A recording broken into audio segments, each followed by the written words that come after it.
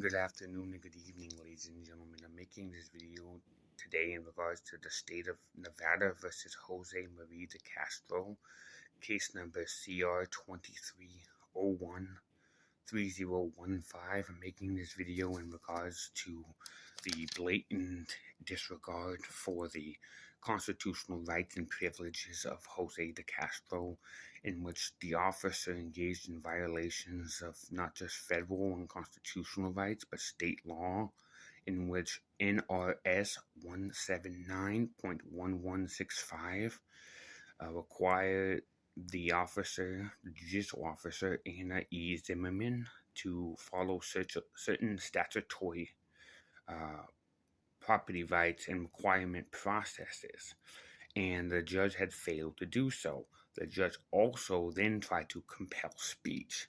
So I want to start up here, so we're going to get this video started here. If you like this video, like, subscribe, and comment. Hope you enjoy the content that I'm about to show you. We'll get started with the video first here, so you can see the actual video of the incident, and then I'll explain how and what occurred and the violations that occurred of Mr. deCastro's rights, as well as the audience that was in the courtroom when their properties were searched and seized. So let's get this video started. Are you Mr. deCastro? Can you turn off your phone, please? The one that's in your hand. Just communicating with my lawyer. He's on his way here now. So I'm just waiting for him to get there. All right, I'm gonna wait for your attorney, okay? Okay. Thank you. Thank you. All right, Jose deCastro, 23 CR-013015. Good morning, Your Honor. Agnes Botello and Nathan Cade for the record. Good morning, State. Good morning, Michael. Me on behalf of the defendant is present with me this morning. So I have signed 2 media requests that permit recording or photographing these proceedings, but I have not granted any other requests to record or live stream these proceedings. So I need Mr. deCastro and everybody else who wants to stay in the courtroom to surrender their phones, or you can leave. Are your phone covered and I'll take one or you can exit. I need Mr. deCastro to empty all of his pockets. What's that? Yeah, empty your pockets and give up your phones to the judge. Okay. I have to give you my phones? Yeah. My phones have to be completely off. Yep. I don't really want to be part of your YouTube channel. So. You already are. Great. You already are. Awesome. I'm not going to get into this guy though. I'll get into someone else. I'm not touching myself. No, they're going to go to my marshal. He's a pig. Excuse me? I said he's a pig. Okay. So I'm not going to permit you to speak to anybody in my courtroom in that manner. And if you don't want to apologize, I'm going to hold you in contempt. I apologize to the court, Your Honor. No, you can apologize to, they've done nothing to you. Actually, Your Honor, when you were here, you came over and gave me a directive for no reason and started telling me what to do. Okay, I well, have all the respect in the world for the court. I follow the rule of law all the time. no, it is their job to maintain the safety and security of the courtroom. I agree with you, Your Honor. So if you want to speak like that in my courtroom, I'm going to hold you in contempt. And if I hold you in contempt, you're going to jail. That is not my wish. Okay? I don't wish either. All right. So I need you to empty your pockets too. Suit pocket, pants pocket. This is illegal. This is a violation of my Fourth Amendment. No, it isn't. Yes, it is. I don't have any recording devices on me. What are you talking about? How about your suit jacket? I don't have anything on me. This is preposterous. No, it's This not. really is. No, it's not. Yes, it is. Mr. Me, your phone too. Off. They're recording everything. They have a media request. Right, and I'm not recording anything. Your guy here took my phone, so his phone's not on. Right. You have to take the lawyer's phone too? No, I'm not going to take the lawyer's phone. He's an officer of the court. All right. Do we have everybody's phones? Are they off? All right. Good. All right. All right. This is the time set for the trial of State of Nevada versus Jose deCastro, 23 CR-013015. Is the state ready to proceed? Yes, we are, Your Honor. I'd like to discuss the issues that occurred in that video you just saw in the state of Nevada versus Jose Marie deCastro, CR-013015. I want to discuss the Fourth Amendment and blaring Fourth Amendment violation by the judge and the illegal search and seize of Mr. deCastro's phone and property, but not just Mr. deCastro's phone and property, but as well as the property of the citizens within the courtroom watching. We have a right to be secured in our house, personal effects, property from search and seizure, and shall not be violated. No warrant shall be issued but upon probable cause, shall be supported by oath and affirmation, and a particular describing the place to be searched and seized, and the persons or things to be seized. During the course of the proceeding, the judge, Anna Zimmerman, did not do that. She did not give a reasonable, articulate reason of why the cell phones and property should be seized of all the citizens in the courtroom that were just onlookers, and as well as the property of the defendant. They never gave a reasonable, articulate, quoting security of the court, which is not a reasonable, articulate reason. And the judge also quoted that they want to make sure that she's not part of the YouTube, which was the real reason for the search and seizure. Was she did not want to be part of the video, so she searched and seized the property. Must have 10 different things for search warrant to be valid, including the affidavit of probable cause to search and seize the item in question, which I didn't see any type of debate or conversation in regards to that. The probable cause of an expectation of a reasonable crime was committed or is about to be committed, in which I don't believe that there was any crime being committed. The man walked into the court and then had his property seized by the judge, nor was he in the motion of committing a crime as he was in court. And the judge overexerted her power and violated his constitutional rights to privacy. See, when a warrant is issued, you must have a reliable cause of information, and I don't believe there was reliable cause of information. The fact that he creates a YouTube page and holds public officials accountable is not a reasonable, articulate reason to silence his free speech or compel his property to be seized. The warrant must use and obtain corroborated by another source other than the witness or information. A warrant must be signed and sealed by a judge. That was not done. A warrant must have a specific time and date of issuance. That was not done, and they seized the property, and the property to be seized.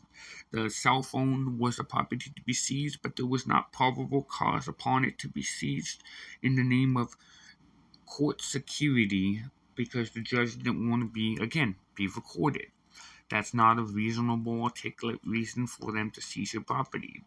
The warrant, again, must be executed within a specific time and not exceeding 2 days from the date of issuing. The judge issued the notice to seize the property when they entered into the courtroom and waited until the attorney was there. The attorney clearly didn't understand the Fourth Amendment and should have objected to it, but did not, as you can see in the video. The warrant exceeded the jurisdiction. The seizure exceeded the jurisdiction that the judge's authority. And 9, the warrant must be served on the day and time or otherwise authorized on the warrant. Well, this never happened. The warrant was never served to Michael Means in regards to search and seize of the property, because he was the attorney of record for Mr. deCastro, nor was any search and seize served upon the citizens just sitting there at the courthouse watching this proceeding. Now, a warrant must contain a state title of a judicial officer who issued the warrant. Well, there was none of that. There was no debate, conversation, no discussion regarding his Fourth Amendment and right to privacy by the attorney Michael Mees or Angie Botello. There was not probable cause that could be found or based upon a sworn affidavit that would allow the search and seizure of his property. Now, there are search and seizure rules and requirements, as you can see here. Property Seizure Rule 179. Now, 179.1165. The search and seizure of property states that an exception for property may be forfeited and seized upon law enforcement by the process of a magistrate having jurisdiction over the property. That's the whole. That's the most interesting part. There is the magistrate having jurisdiction over the property. The judge did not have jurisdiction over his personal property and therefore had no right to seize his property. The property may be taken be taken by law enforcement agency without any process if the seizure incident to an arrest, search and seizure of a warrant or inspection pursuant to the warrant or administrative inspection. Well, first off, they can't seize his property because if they would have arrested him or during an arrest, they would have seized the property already. They wouldn't have let him keep his property. Second, there was no warrant issued. That's an issue. And there was no administrative warrant or inspection. The property is finally subject to the judgment of forfeit. Law enforcement has probable cause to believe that the property is directly or indirectly dangerous or safety to their health or safety, in which that's what the judge quoted courtroom safety, which there is no safety of a camera being in a courtroom. There is a Constitution. The Nevada Constitution, Article 1, Section 9, states that you have the right to have cameras within the courtroom. And I think the Fortright case in Seattle also stated that you had the right to record upon the courtroom. Now, let me ask you, what is the difference between getting the courtroom film and me recording in the courtroom, just having an extra camera of cameras that are already in there? See, every citizen may freely speak and write and publish his sentiments and all subjects responsible for all rights and that abuse, and that no law shall be passed to retain or abridge the liberties or speech of the press in all criminal proceedings and civil action. So it says right there, they have no right to abuse that right, and there shall be no laws restraining or abridging the privilege of speech or press. And this is again confirmed in our United States Constitution. Whoops.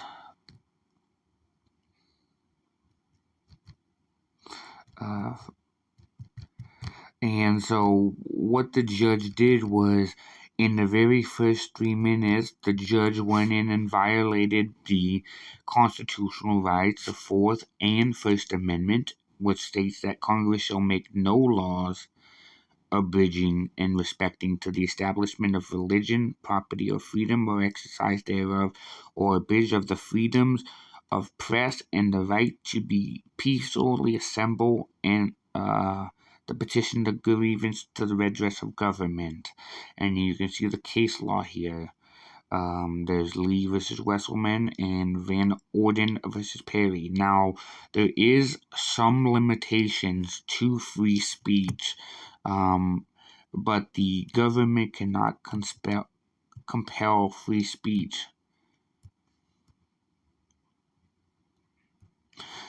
There has to be a legitimate government interest in compelling free speech. Now, I went to the First Amendment Free Speech Center and found some case laws. The Supreme Court decision in West Virginia versus the State Board of Education is an example of a classic example of the free speech. In this case, the court stated that the state cannot force children to stand and salute the flag and recite the Pledge of Allegiance. The judge cannot have school children who are held that school children who are Jehovah's Witnesses for the religious reason has First Amendment rights are not recited in the Pledge of Allegiance to assault the flag. More recently, in Rumsfeld versus the Academy Institution of Rights, the Chief John Justice reiterated the instance of compelled speech that the president establishing the principle of free speech prohibiting the government from telling people what to say. So when he called the officer a fucking pig, he was well within his rights to do so. The court also employed compelled speech doctrine in Woolley versus Maynard to rule that the state officials could not punish a man for covering the state's motto, "Live free or die," on a license plate. Chief Justice Warren E. Berger declared that the right to speak and the right to refrain from speaking are complementary components of a broader conceptual agreement. Even in the rights to compel speech, Hurley versus the Irish American Gay, Lesbian, and Bisexual Group of 1995, it ruled that the government could not force a parade organizer to accept a lesbian group and its message as part of an event. To do so would infringe upon the private group's autonomy and right to disseminate its own message. Can the government force groups to financially support groups? The compelling speech is also an issue when the government forces to attempt an individual or a group to finance or support groups, certain messages or programs. The court refers to these compelling subsidiary cases in Abadou versus Detroit Board of Education, 1997. The court ruled that teachers had no authority to consist with the First Amendment to force dissenting members to fund activities that are not germane to the union's central purpose of collective bargaining. Similar in Keller versus the State Bar, which could not enforce the political ideology supported compulsory due to the extending to endorse advanced gun control or nuclear weapons freezing initiative. The court added that the Spectrum petition had no valid constitutional objections and therefore compulsory due to spending for activity connected to disciplining members of the state bar proposed by ethical codes. In Janus versus the Free Federation of the State of County of Municipal Employees, that an Illinois law requiring union members to pay an agency fee or engaging in collective bargaining and related to the amount of an unconstitutional compelled speech. So if they can't compel you to speak, the government cannot compel you to tell you not to call the judge a fucking pig. The judge can't do that. It was unconstitutional and a violation of his privileges. But as you can see here, there's a bunch of cases in support of the constitutional rights and privileges that the judge sought to abridge and had no authority to do so. In doing so, the judge actually committed a crime in violation of the State Bar Canon Rules 1, 2, and 3 by failing to disqualify herself in the judicial proceeding for failing to be impartial and being biased and prejudiced to the party and the party's lawyer concerning the knowledge and the facts disputed in the proceeding. This is why the judge had violated both the First and Fourth Amendment within the first 3 minutes, and the judge should have accused herself.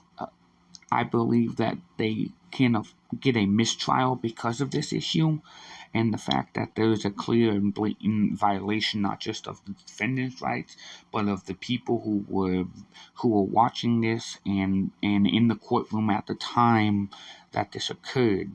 So I think that he has a good opportunity to get a mistrial, but he has to get rid of these attorneys who aren't helping him, because they clearly didn't understand the First Amendment. They clearly didn't understand the requirements and process for the search and seizure of property. And so we need to make sure that Mr. deCastro's rights, especially his First and Fourth Amendment rights, are being protected, because they just have been abridged by this judge because nobody was willing to actually tell you what is going on. But I'm hoping that this video enlightens people to more of what's going on and of the blatant violations of constitutional rights and privileges protected under the laws, and the fact that the judge is not following the requirements for the process of law. And this is just one part of the video regarding deCastro of many things that I will be breaking down in this video. I hope that you like, share, and subscribe this video to other people. Comment and share for more likes. Thank you.